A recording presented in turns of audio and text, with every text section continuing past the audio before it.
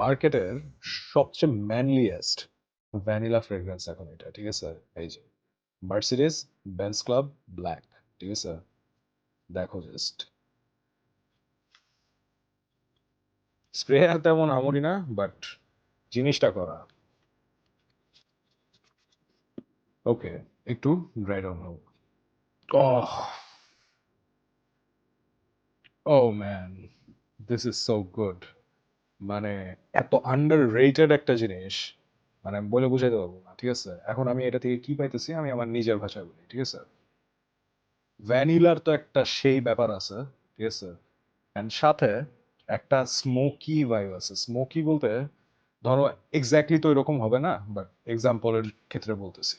সেটা হইতেছে ছোটবেলায় আহ, আমার মনে আছে যে আমি লাদেন বোম নামে একটা জিনিস ছিল যেটা ঈদে পাওয়া যেত বাচ্চাদের, ঠিক আছে?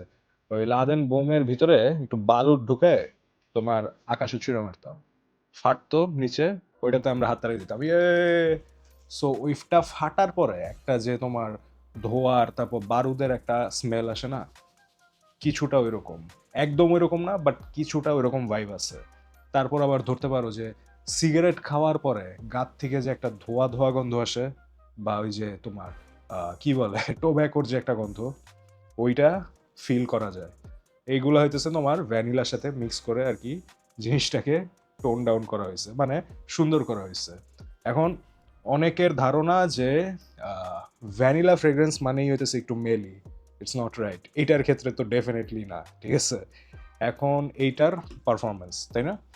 পারফরমেন্স স্কিনে ধরে নাও 5 ঘন্টা, আর কাপড়ে 6 আওয়ারিশ, ঠিক আছে?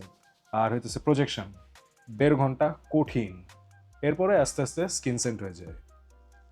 এত সুন্দর একটা পারফিউম, মানে ডিজাইনারের ক্ষেত্রে, বাট আনফর্চুনেটলি খুবই আন্ডার রেটেড। আই মিন, এটা একটা হিডেন জ্যাম আর কি, ঠিক আছে? এইটা আমাকে পাঠাইছে সিগনেচার ফ্রেগ্রেন্স, অ্যান্ড ওরা প্রাইসটা হইতেছে তোমার 5,100 থেকে 5,300-র মধ্যে রাখতেছে, বাট আমাকে ওরা একটা কথা দিছে যে ওদের মাধ্যমে যদি তুমি এই মার্সিডিজ বেঞ্জ ক্লাব ব্ল্যাকটা নাও, তাহলে ওরা ডেলিভারি চার্জটা ফ্রি করে দেবে, ঠিক আছে? অ্যান্ড আই গেস এটা মানে কালেকশনে রাখার মতো একটা জিনিস, বিকজ এইরকম ফ্রেগ্রেন্স, তাও আবার ডিজাইনার হাউস থেকে, আনবিলিভেবল ব্যাপার স্যাপার।